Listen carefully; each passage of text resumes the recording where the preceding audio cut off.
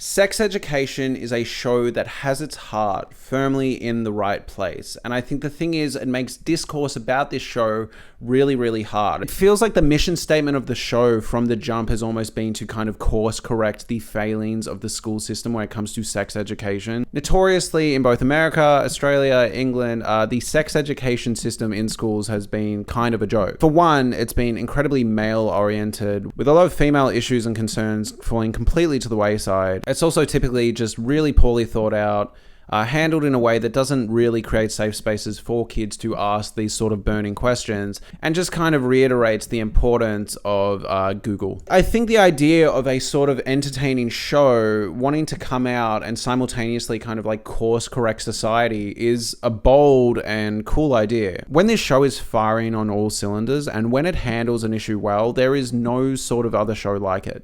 Amy's assault arc that started in season 2 and is still being unpacked in season 4 is just expertly handled. Amy's bus incident was something that I heard discussed by male counterparts at work, as well as just online, and you see sort of this idea that what happened to her wasn't that big of a deal, and I think this show does like an incredible job of kind of exploring the ramifications of any form of assault, no matter how minor or major people may think it is. Patience and kindness and warmth that this show shows here is just a very, very great example of when this show works. On top of that, I think the abortion subplot in season 1 with Maeve was just profoundly moving. I think the show's exploration of anxiety and parental pressure in the form of Jackson was fantastic. However, when this show misfires, it misfires just as hard. There have been several characters, plot points, jokes, humor that just completely fall on their face. And I think a big struggle for this show has been balancing the serious messaging and the kind of cheap potty humor that they often want to go to. It feels like the writers fear that if they sit in the seriousness of a lot of these subjects for too long, then teenage audiences will be completely polarized and put off. Oftentimes the messaging itself gets confusing. There's a perfect example of this with discussions about consent regarding Jackson in season 4, as well as a sex scene with Mr. Groff in season 4, where it almost feels like it's completely at odds with a lot of the tonality of what the show has been trying to preach. For all intents and purposes, season 1 and 2, overall, they were fantastic pieces of teenage television, and season 3 was where the show kind of hit its massive cultural zeitgeist moment. Everyone was talking about it, everyone was watching it. It's this weird moment where the show was at its most popular, however, it was also at its most flawed. There were a lot of unsatisfying character arcs, a lot of time that feels wasted, especially given a lot of characters that don't show up in season 4. And overall, that sort of clash of messaging and humor became really prevalent for me and something I could really point to others when talking about this show. For example, a lot of the show's most dignified characters feel like really well fleshed out people, but a lot of other characters feel like complete caricatures. The villain, the headmaster, I liked the performance, I liked what they were going for, but Jesus Christ, did that feel just completely cartoonishly over the top. And the sort of big musical number that comes out at the end of the show where teachers are kind of preaching for sexual liberation amongst kids. Yes, if I want to go with it as just a fun little joke and have a laugh and sit back, sure, I can laugh at the absurdity, but when really think about the ramifications and how much it takes the show's serious grounding and just throws it into complete and utter fanciful nonsense, it's kind of odd. That's sort of the big issue that this show started to run into, is they would bite off more than they could chew. But not only that, they had ample time to actually chew these things properly and explore these subjects out, but then they would choose to spend 15 to 20 minutes in season 3 on a massive shit joke where a shit lands on a car. Watch it with certain adults when they go, oh, this is juvenile and stupid, I want to turn it off. I kind of get where they're coming from. I can't really argue it. And my contention with season 4 is it's just kind of amplifying that phenomenon where it is fantastic in parts, absolutely incredible in parts, but on the other hand, completely sloppy in others. And I think it's really frustrating because the show is so clearly trying to be progressive and handle these issues really well and seems really concerned about that. It sort of feels like this might be one of the few chances that a lot of these issues have to be explored anytime soon with a young audience at this big of a scale. These aren't indie movies you have to seek out or download illegally online. This is a massive Netflix production that is really interested in basically looking into as many social issues as possible. And so when it's handled well, it's an incredible incredibly euphoric feeling, but when it's handled poorly, it's incredibly frustrating, and that's kind of the big thing with season 4. Now, there are so many characters and so many plot points in this season that are worth talking about, and I'm trying to find a way to organize it, but I think I'm just going to go character by character. So I've basically ranked all the big players in this season. I'm going to start with basically what I thought were the best handled characters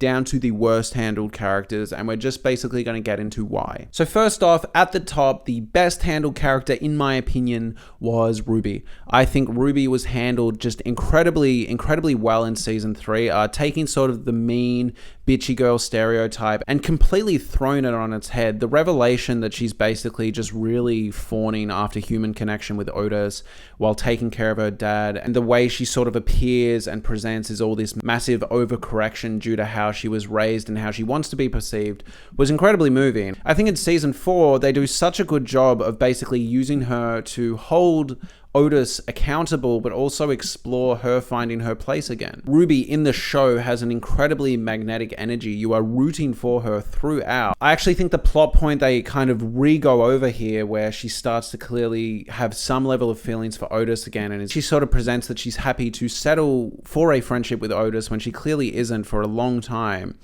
is really well done, really hard to watch, and you get this feeling that you're almost watching someone you just like deeply know and care about. You feel like you're getting let into her world on a really intimate level, and I think the master stroke with Ruby is sort of how in season 1 and 2 she was presented as a very kind of one-dimensional, one of the plastic sort of characters, and then as a result experiencing this extra layer of her through Otis's eyes as well as her own is incredibly endearing, moving, and just powerful. I really have no notes for how Ruby was handled, really. I like kind of the ending where she holds Otis accountable. It felt like it was almost going in the other direction, where he was going to have Maeve bust up and almost just bounce to Ruby as a backup option, and she kind of goes, no, I know my worth, I don't want to put up with this. Connor was a lazy late in the game inclusion in terms of that 3-way political campaigning for who's going to be the big therapist. I think the subtext here that Ruby is basically trying to get back at O and do that through Connor or Otis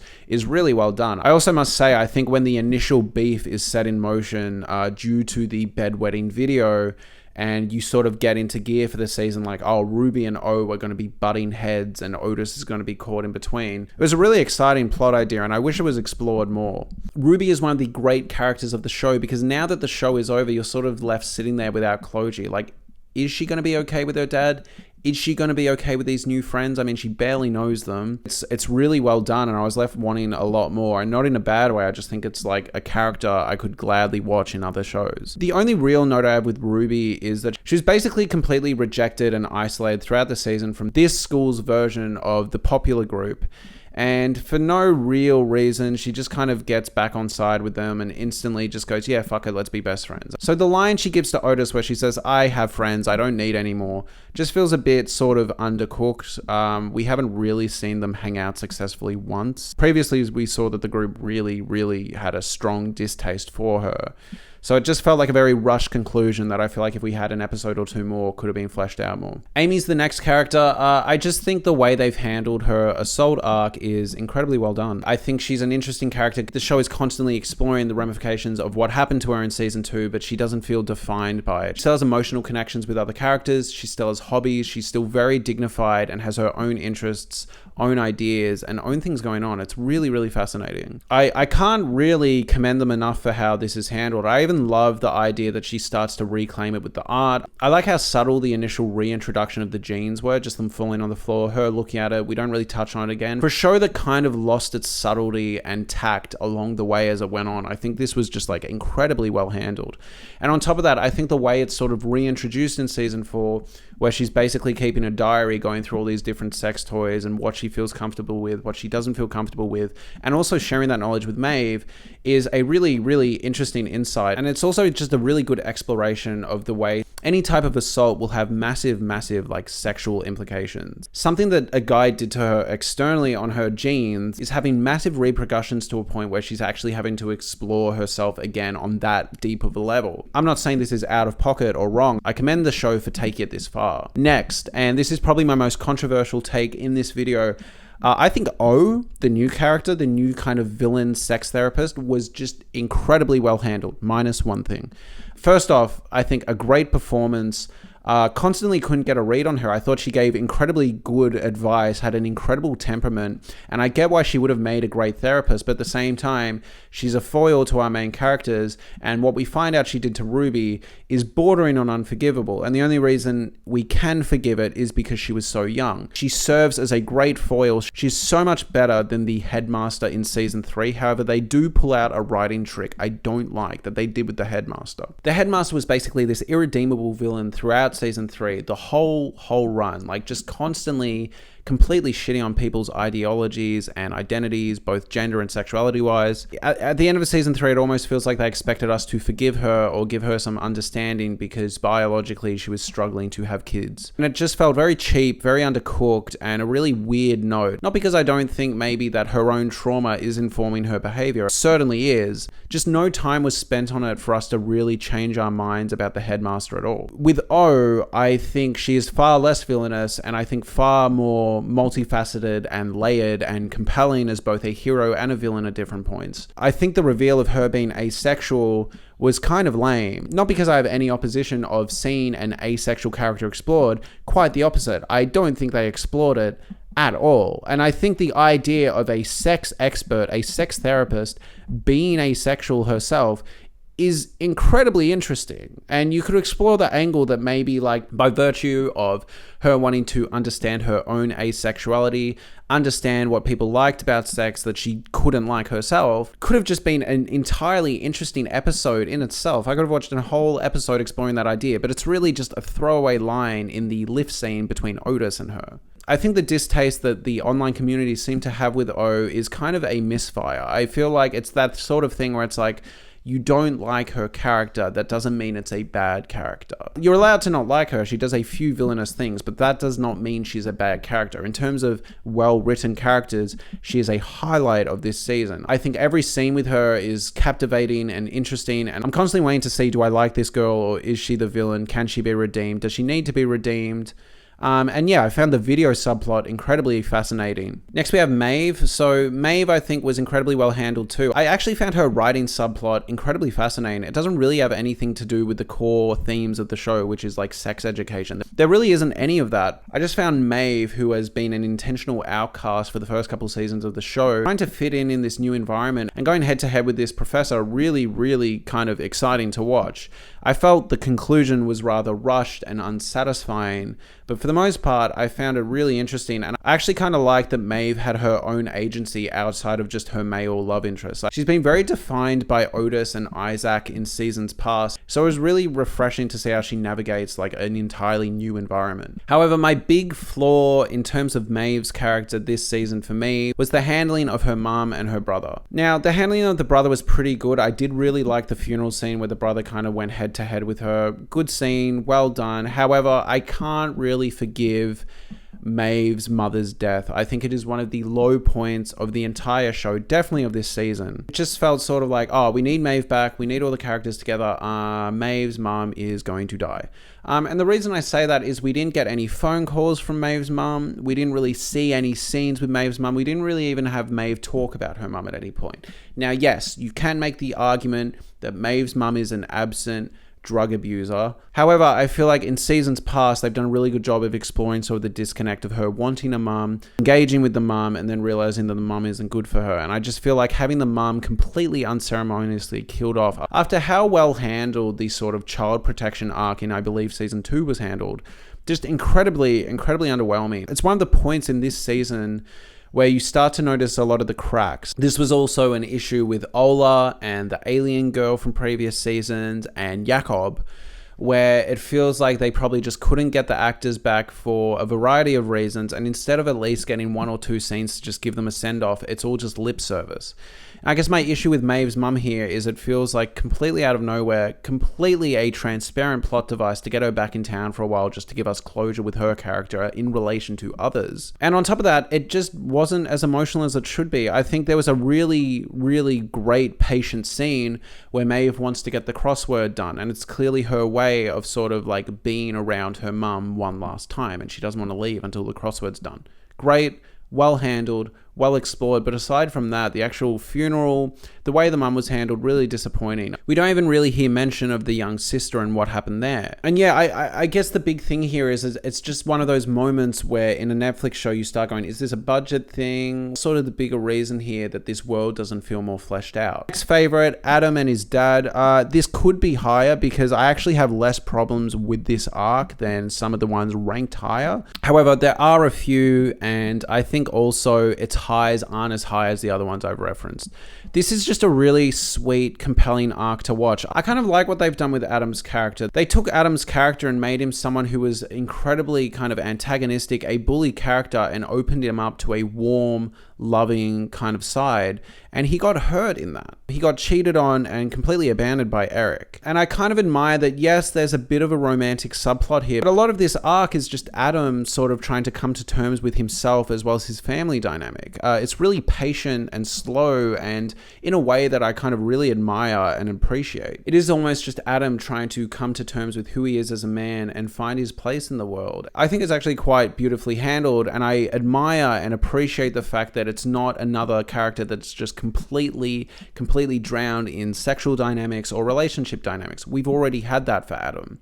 And I really admire to leave it on such an open note in regards to where he finds love and what he does there, because it's almost like just a love yourself arc. And I really appreciate it. And that's the same arc concurrently that his dad is going through. And I think the way they explore Mr. Groff, again, is really well dignified, really kind of heartwarming. The scene where they reconnect at the end is tear-jerking. It's powerful, and it's probably the most moving scene of the whole season. I don't think you need to be an emotionally stunted guy or have an emotionally stunted dad as a guy to find the humanity and kind of embrace what that arc was about. I think it's just really well handled and is dealing with very universal emotions. So yeah, incredibly well handled. Next we have Jackson. Now Jackson is smack bang in the middle of my sort of ranking. So at this point, this is neither great or terrible. This is just fine. Jackson is fine. And the thing here is there are so many parts in Jackson's arc this season where I'm like, oh, this could be really interesting. Oh, this could be really moving. Oh, this is really well done. Oh, that was weird. And it felt like they bit off about 2 or 3 different subplots and kind of fucked all of them up. Now, yes, I get they're linked. I get the trajectory here is he has a fuck buddy. She plays with his butt. And then feels like in sort of this really bizarre way, she kind of, as a trump card, reveals to him that, oh, I felt your ball and there's a lump there. I'm not doing relationships right now. I think you might have a lump.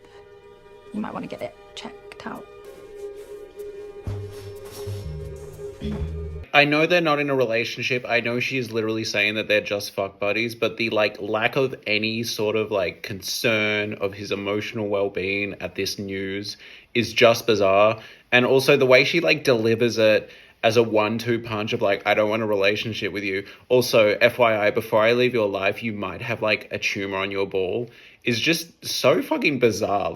Thank God she's out of Jackson's life. I don't know if the read of this scene is that we're meant to sort of feel like she's not a very considerate or nice person, or whether it's just lazy writing to get to the next plot point for Jackson, but it's just so weird. That initial fuck buddy situation after a finger and butt situation eventually leads Jackson on a path down to kind of worrying and having severe anxiety about a potential cancer scare or a tumor or a lump on his balls. It also explores severe threats of loneliness and isolation throughout these 2 arcs, which I think was the most interesting thing that they just kind of abandoned. I think initially it's shown that he kind of tries to really clumsily connect with Otis when he talks about the fact that he's missing the intimate connection he had with Maeve. He later then apologizes in this really awkward way, and it's a very far cry from the confident Jackson we saw in season 1 and 2 at different points. We then sort of see him get completely isolated from Cal. Their relationship is completely tarnished due to sort of the sexual revelation from season 3. On top of that, then Viv's abusive boyfriend starts isolating Viv from Jackson. It results in these really interesting scenes where Jackson feels like he's just bouncing from social situation to social situation, either embarrassing himself or being completely rejected at a time where his anxiety is completely peaking and he's completely concerned, and he almost holds it down to look out for Viv and try and look out for Cal at different points. And this kind of culminates in that scene where he's left completely alone at the movie theater. And for a while, I felt like, oh, maybe this is exploring a potential like severe, like destructive and self-deletion arc almost in terms of just how stressed and anxiety-ridden he is. It almost felt like the way the arc was going, he was almost going to be disappointed to not have a tumor because it was at least something that was occupying his thoughts. But they didn't do that, and that's fine. That might just be my own projection. I felt like the really unsubtle visuals where he's constantly imagining his testicles, it was giving me like Beau is Afraid vibes. And then as well as that, the sort of image, the visual where he looked down and saw that he had like a Ken bottom, was basically exploring the idea that if he had to get his balls removed or get surgery done to remove this lump, he would feel emasculated. And I guess that does tie to the sort of questioning of his sexuality with the finger and bum situation at the start of the season. But all of this just feels really undercooked. This is a lot of heavy lifting that I have to do as an audience member and go, okay, yep. On one hand, you could say it's subtle, but I think it was poorly handled. And the reason I say that is once he finds out the lump isn't there, all of these questions of sort of his sexuality as well as his manhood fall completely to the wayside, and his new mission is sort of finding out who his biological father is. So it feels like these interesting ideas that were brought up earlier, these interesting concepts that really could have done a good job exploring sort of like male sexual concerns, are completely thrown out the window in a show that feels like it's normally prioritizing having these discussions. Instead, out of nowhere, pulls this very undercooked, rushed subplot about him finding his father. And I feel like the resolution there is just incredibly underwhelming. Yes, sometimes dads suck and they don't want to see their kids. That is a very real and common occurrence. But it just felt incredibly rushed and just felt like a lot of wasted time and also a lot of wasted potential to explore some more male-leaning issues. I also think that there's a really, really interesting discussion about consent that they could have had that feels like it was kind of wasted here. The setup here is that Jackson is casually hooking up with a girl, and mid-hand job to sort of like hurry up the end result, she pops a finger in his butt. That makes him cartoonishly like splooge everywhere. This later then leads Jackson to talking about how he actually really enjoyed it and it felt really good, but it is making him question his sexuality, which again would have been a really interesting thing to explore.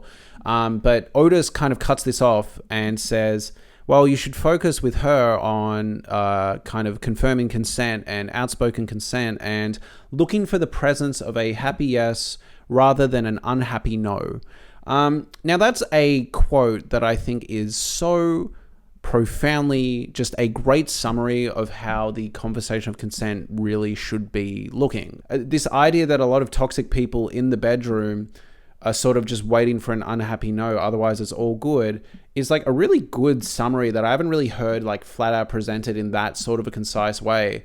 But it feels like it's really wasted here. I don't want to speak for Jackson, but Jackson as a character himself, after hearing that, doesn't seem particularly fazed by that incident. That quote could have been used in a far better circumstance, perhaps with Viv and her boyfriend, who is seen to be a toxic partner. But I think that the issue here is it almost feels like Otis is overstating something that Jackson really isn't that fazed about. And as a result, the scene following where Jackson is very, very clearly emphasizing just like verbalizing consent at every step of the way almost feels clunky and doesn't really line up with the previous scenes that we've seen with those two. Again, I just feel like a better way to bring up that quote and really explore the powerful ideas could have been, a subplot where Viv and the toxic boyfriend are getting intimate, sort of pushes the boundaries way past what he should. Or alternatively, actually bring it up with the popular trans couple, Roman and the other person's name. They have clear communication breakdowns when it comes to the bedroom that are actually really concerning and really quite toxic, and the show sort of just hand waves it off. Next we have Eric. I liked Eric this season. I feel like the beef he had with Otis was completely sort of undercooked. I appreciate the idea that sort of the popular group was almost getting in his head and like furthering a divide that they may have already had due to differing sexualities and not being able to sort of connect on every single level that they want to. It feels like the show sort of abandons that idea in favor of Eric really coming at Otis. Sort of have to disagree slightly. There is a section where Otis very clearly dresses up in a very camp outfit, very prepared to go to Eric's like camp queer celebration night. Eric kind of ends up shooting that in the foot, resulting in Otis not coming. And yes, now Otis obviously isn't perfect and doesn't handle himself particularly well and probably doesn't ask as many questions as he needs to. I don't know. If that isn't sort of trying to make an effort, I don't really know what is. And on top of that,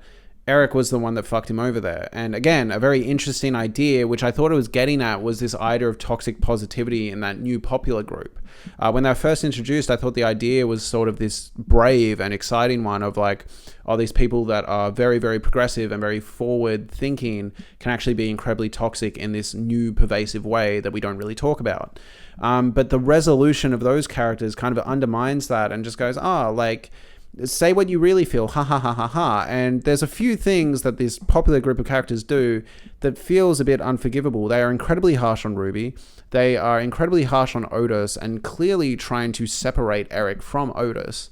And the characterization they give of straight people, I know straight people aren't exactly a minority that needs defending, but the characterization they give there is incredibly kind of mean and harsh and very clearly pointed in a way to, isolate Eric. And the show never really seems concerned about touching on this. I love the way Eric's baptism was handled. Basically the idea that he goes, you know what, I am who I am, and I want you guys to accept it. Otherwise, I'm not going to get baptized. And the actual like commitment to not having any of the parish stand up is great, heartbreaking, and feels like a really great moment for the show where it's actually grounding itself in like a really serious, uncomfortable reality. I like that his mum stood up. That was nice. But aside from that, I thought the idea that like no one else did was just really powerful and moving and shows that we don't always get happy endings. However, then at the dance, the reverend and kind of the congregation basically go, nah, we'll figure it out.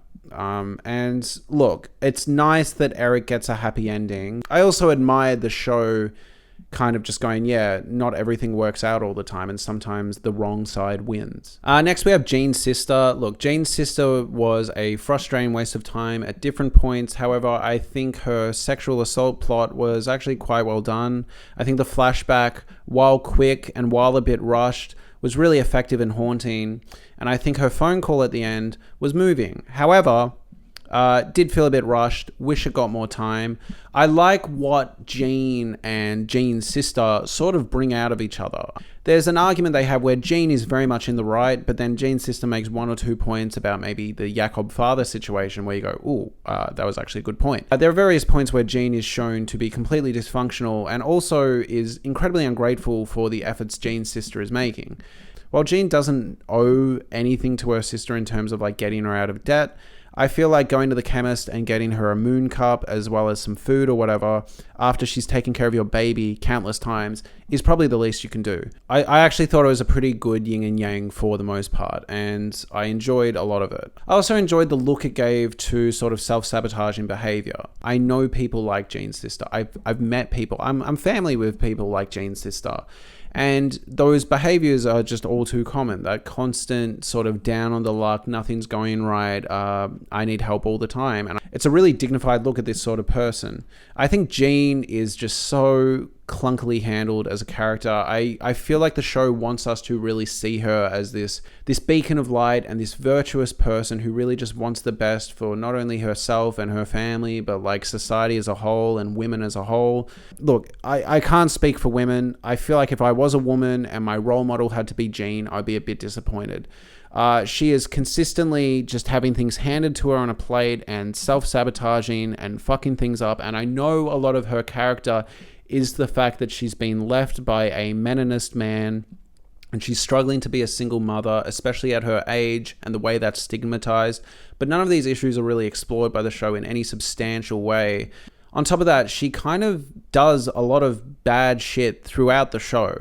Her writing that book about Otis's own sexual proclivities and malfunctions was really bizarre and really tactless and really kind of thoughtless. And she has a tendency to just stick her foot where she shouldn't all the time. Now, in terms of the Maeve situation, Otis is completely in the wrong and was really mean to his mum. I think Jean does need to take a look at the effect she has on the people around her, especially her son, for various different reasons. You know, when she first gets given that radio show, she sucks. O was way better. It is not an issue of age discrimination. She just handled it shithouse. And if she wants to crush this career, she needs to at least be good at it. And throughout the season, I didn't think she was particularly good at it until that final scene, which ended up being with her sister. Next, we have Otis.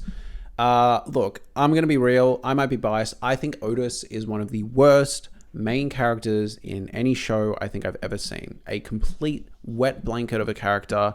So frustrating. No agency, just kind of stumbles into different relationships. And yes, again, going back to my point before, you can have shit characters and they're still well-written characters. You can have people that are shitty people, but as a foil, as a villain, or as a complicated antagonist or anti-hero, it's well-written.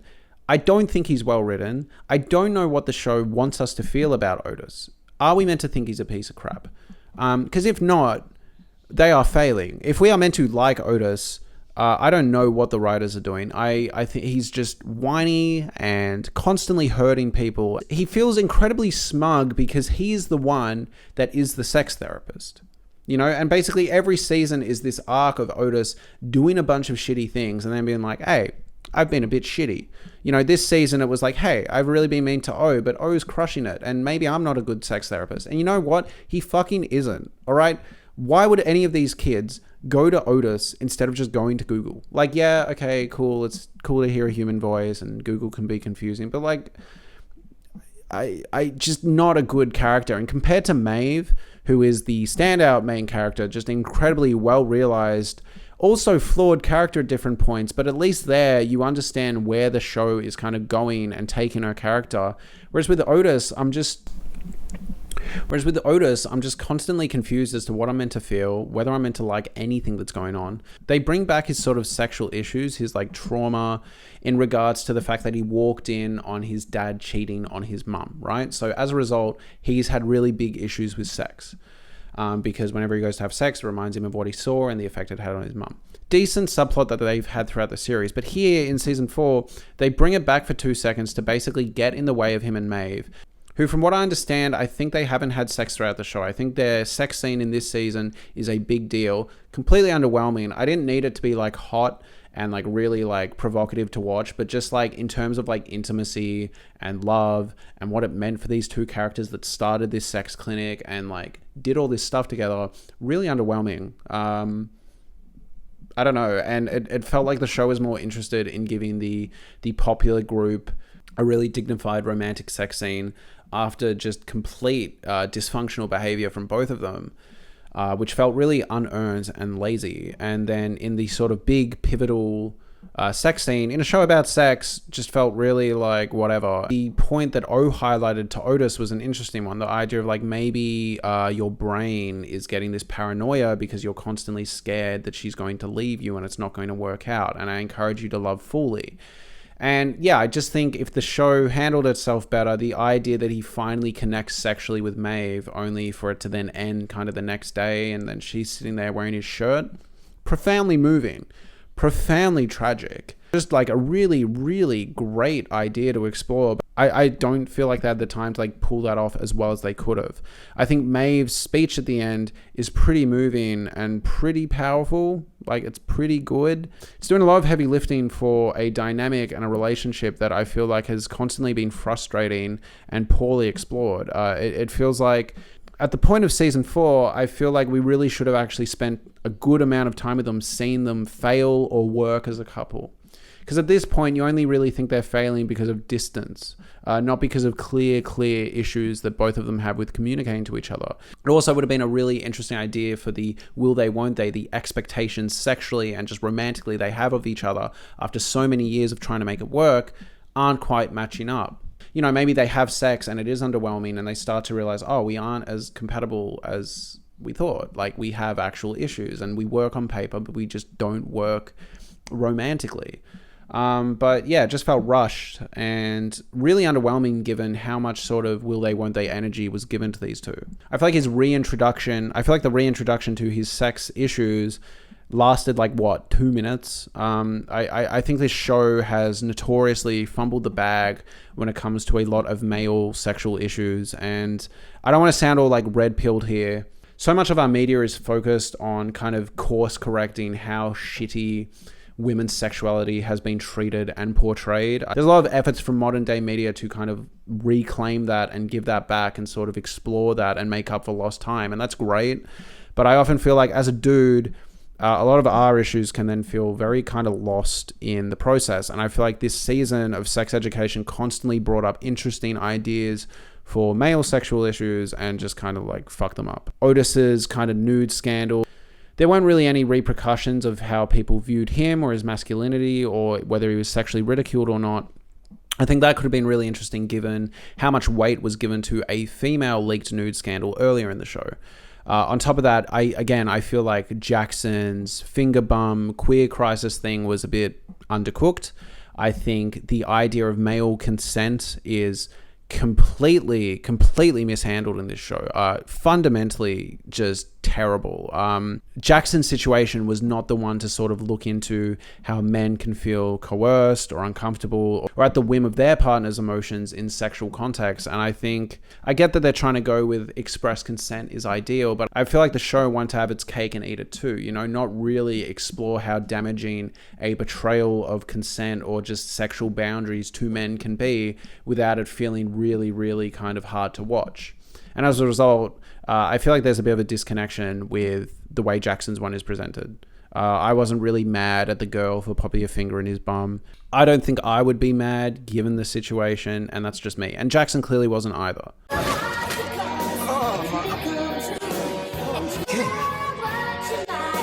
The kind of conversation around consent going both ways for also men, I just felt like was completely mishandled. On top of that, there is a scene with Adam's dad twice where he has very angry, almost no time to think about it, sex with a teacher where she basically feels like she borderline assaults him. And the reason I say that is, yes, it's consensual, and yes, he was okay with it afterwards. And his main concern was like, oh, I didn't bang her right. I need to be more of a man. Like, I know that was the arc and it was a cheap joke. Again, this is that issue of jokes kind of getting in the way of serious messaging. But yeah, I struggle to picture how that scene would look if it was gender swapped. And there is a level of discomfort, especially given how sensitive and soft Mr. Groff has been, and how he's sort of processing his own trauma. That scene actually feels really hard to watch, but the show feels like it's just a funny punchline. And again, if the show was less concerned with how well it handles its issues, I would be less mad at it and just laugh it off. But given the weight that a lot of these other issues get, it feels completely mishandled. Now, that's not to say he needs to then take her to jail or accuse her of flat out rape. However, I think the idea that maybe he has a conversation with her, talking about like the way you treat me made me feel completely objectified, and while you're allowed to want to get fucked and fucked hard, you know, maybe give me a chance to talk with you and we both figure out what we want before we just engage in fucking complete fuckery. I also feel Jackson's sort of, if I have to get a ball removed, I'm completely emasculated plot was, really undercooked. Really not well handled. I think a lot of the guy issues, just kind of sucked. Look, and I'm not a woman, so I can't speak completely, but I feel like a lot of the women's sexual-based issues that were explored were done a lot better, in my opinion.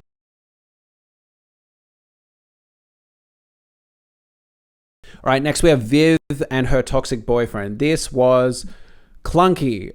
This was annoying because it was really fascinating to watch unfold. It was really nice to see her connect with someone, get a boyfriend, and then as the early signs started to show, I was like, oh, he's a bit out of pocket. Oh, he's a bit clingy. Ooh, I don't like him. And at first it was just like, ooh, I've got the ick. Ooh, he's a bit clingy. Ooh, stop fucking being so obsessive. But then it got really gross and really hard to watch and not cute at all and really painful. It just didn't get taken far enough. It didn't really explore the idea of how hard these relationships are to leave. Don't have enough of an image of Viv to understand why she'd be attracted to someone who's really bad. It's another clear moment of the show wanting to have its cake and eat it too. I feel like on the one hand, they want it to be seriously intimidating and threatening, but she sort of manages to get out of that toxic relationship incredibly cleanly. She basically sits down with her friends once and they all just go, yeah, it's really bad. And it's great she has a good support network, but it just felt very quick to wrap up. And I feel like if the show had another season or two, or just cut down a lot of the crap in this season, we could have seen why it's hard to leave these toxic cycles. We could have seen a toxic cycle of love bombing into devaluation, into love bombing, into devaluation over and over again until we kind of get why she was hooked to it, why she couldn't escape it, why it's so suffocating, and why it's confusing. But aside from the one scene where she was on the bed crying, we didn't even really see the massive impact that these sort of relationships can have on people. And I guess the way he just left and went, fine, you don't want me, cool. I don't really buy. If he's going to be that obsessive and that gross and that weird, I feel like it'd be a lot harder to break away from someone like that. I have seen a lot of chatter online that people feel like this subplot could have been explored better. And I feel like, yeah, there was a lot of time wasted on shit in this season that just doesn't matter.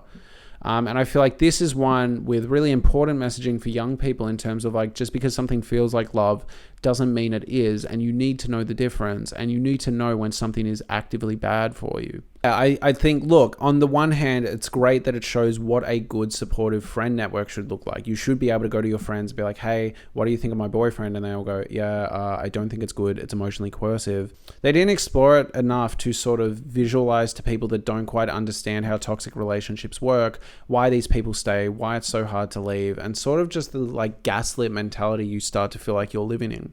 All right, next we have Cal. What a shit handled character. Now, I love Cal as a character. Season 3 Cal, amazing. The idea that Cal and Jackson sort of loved each other, but Jackson was always going to inherently want to see Cal as a woman, which is something that Cal doesn't want to see themselves as. Incredibly well done. So well done. And just such an interesting, heartfelt and tragic look at like failing love. And one that's done with no judgment to either characters. It's just completely tragic. And I like that it informs Jackson's behavior at the start of season 1, where he's almost hoping he's a bit queer for a second, because then it can make it kind of work with Cal. However, Cal this season, what the fuck? Do I think it's sad that people that need gender confirmation surgery need to rack up just an exorbitant amount of money that ideally they wouldn't have to spend and might not even have? Yeah, I think that's absolutely tragic. The way it's explored this season, totally clunky, boring, lame, and look, I do get it, all right? I get that maybe this idea that they're not going to get the surgery they need throws them into a complete depressive funk, and they are not really themselves for the season. Like, I get it. There's a lot of time that's sort of spent finding them and making sure they're okay, and then they're not even in the final scenes of the show.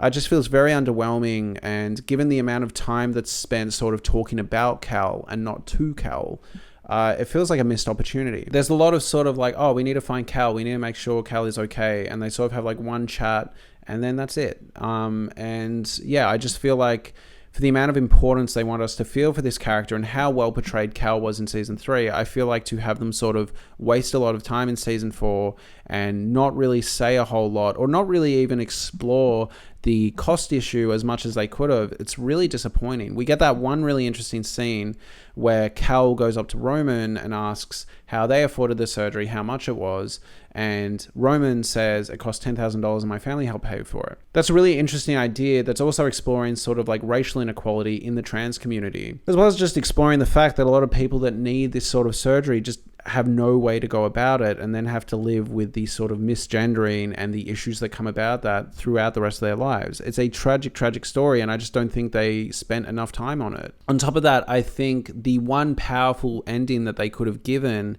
is the idea of highlighting that sort of racial, societal, or socioeconomic inequality when it comes to gender confirmation surgery. But instead, the very clunky way this season ends is that Eric basically goes, oh, we will give you, Cal, all the money that we're fundraising so you can go get your surgery. And look, am I happy that Cal gets a happy ending? Yeah, but like, not many people do in real life, and I think we already have a character, or two characters actually, Roman and their partner, who've had the surgery and the medication that they need, it seems, and are happy as Larry.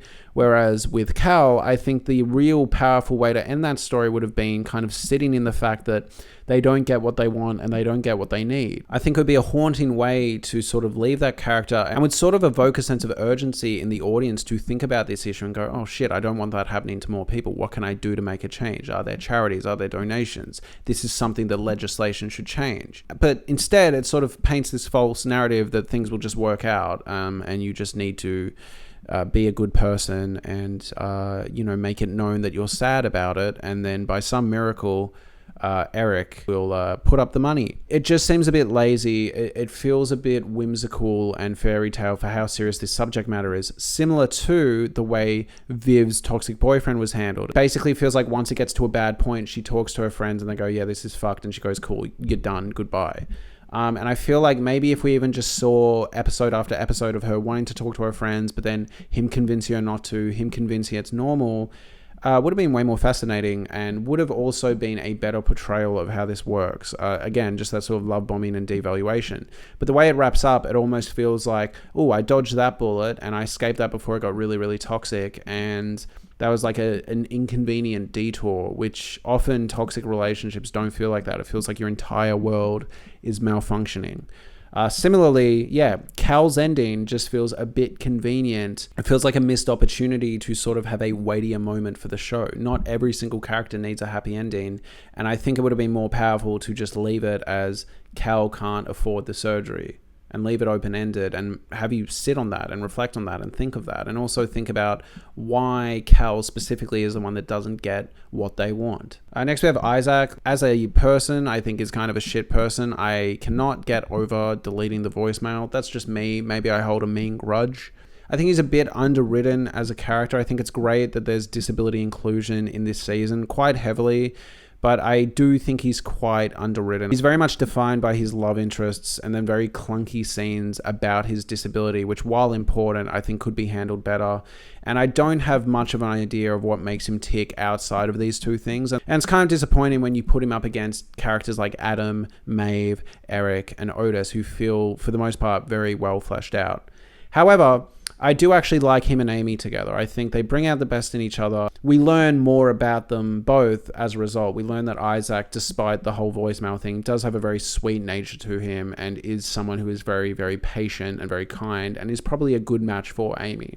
And as a result, it's hard to hate him as a character. I think they could just make him more compelling and give him more to do. Obviously, his disability is an incredibly important and profoundly pivotal part of his life. I think the show lost its way slightly because I think with his initial introduction, he felt like a character that happened to be disabled, whereas in season 4, he felt like a character whose character was his disability for a lot of it. That's fine. Obviously, it's important, but I just think it's an issue with characterization and really fleshing him out. After that, we have Aisha. I wish we just had more of Aisha. I don't really know how she feels romantically about things. I don't really know what she's about. I don't really know what she struggles with, again, aside from her disability. And if you took the disability away from her character, I think it's just paper thin. And I think that's sort of the point I was getting at with Isaac. If you took the disability away from these characters, do they have much left there? And I think it's just an issue of these characters need the same level of exploration that these big main characters get in order for us to really sort of feel emotionally fulfilled by them. I think with Aisha, minus one or two scenes, I don't know much about her, and it's a really late introduction, and as a result it almost feels like some of these characters could have been cut in order to focus on more interesting subplots, like Viv's toxic boyfriend or like Cal. And I feel bad saying that because I don't think it's good to cut a character with a disability like Aisha, but unfortunately, I just don't think there was much given to her outside of her disability. Similarly, and kind of the worst characters were, the new popular crew. Now, it has nothing to do with their gender identity or how they portray or how they express themselves. It's just clunky and really uninteresting and really, really kind of late in the game. A lot of the power couples issues particularly feel incredibly toxic and really, really concerning. And the show almost gives them like a free pass and just goes, oh yeah, just laugh it off. And isn't toxic positivity bad? And it's like, God, if this was a straight couple, if Nate Jacobs from Euphoria did some of the shit that these two did to each other, there would be like fucking stink pieces on Reddit. The show, weirdly enough, kind of thinks that a lot of the way that these characters carry on is totally fine. I think a sexual setting, an intimate setting especially, some of the shit that the main one pulls, like the blanket scene, is really kind of concerning. For a punchline or not, she could have set this person's house on fire that was just trying to show them a good time. And yes, okay, you should feel comfortable saying, hey, I'm not ready to have a good sexual time with you. This feels like a story made for Reddit, Am I the Arsehole?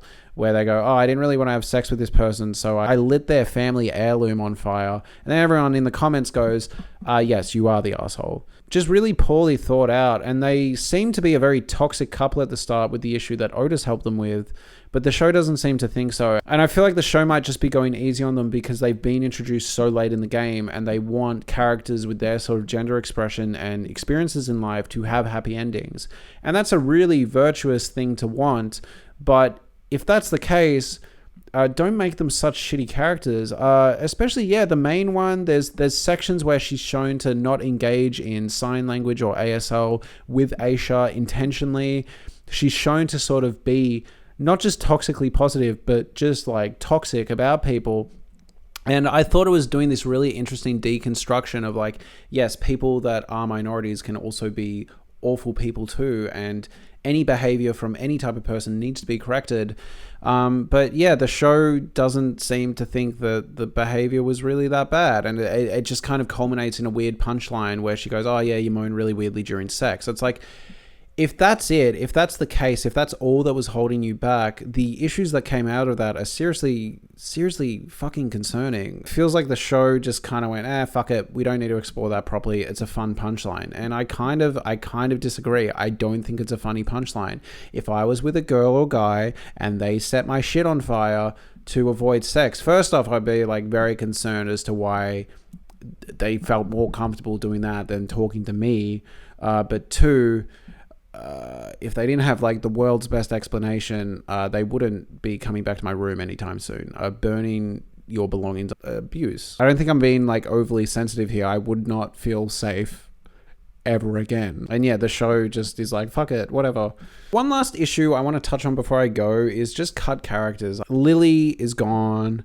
Ola is gone. Now, Ola's gone for casting reasons. She wasn't actually available, but Jakob's not here, and he is sorely missed. The fact that we didn't get to see him finding out that the baby isn't his, any of those discussions, it feels like the show wants to just skip Jean being held accountable for anything. And it feels like that's coming from a place of wanting an old woman character who's just dealing with the plight of being a woman, and it feels like she's very, very rarely held accountable for fucking anything.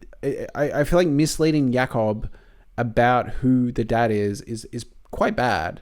And on top of that, keeping it a secret from Dan and then just being like, hey, by the way, life-changing news, feels very random. I'm just gonna like destroy lives, and that's fine. But I don't think the show seems to think any of her behavior is that bad, which it is. On top of that, Jakob's absence just denies a character that was really dignified, really sensitive, and really interesting a voice, and it's kind of just disappointing. And I know we couldn't get Ola, but could you really not get Jakob? Like, really? I don't... Is he that big of an actor? I just give him a good paycheck. Do it for the story. Overall, I was entertained. I enjoyed this season. Overall, it's probably like a 6 or 7 out of 10, but...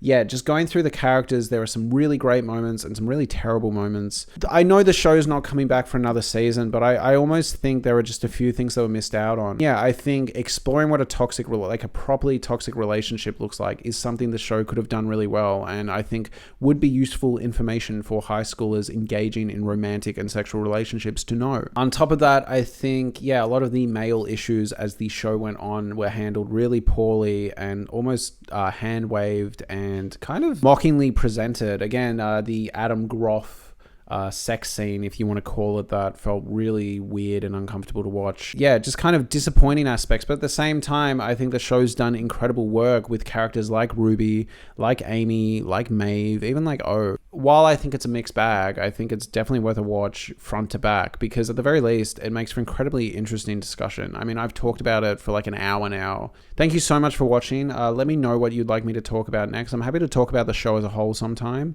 But I would need to rewatch it, and that would take time. Anyways, thank you so much. Please subscribe if you enjoyed this video, and have a lovely day.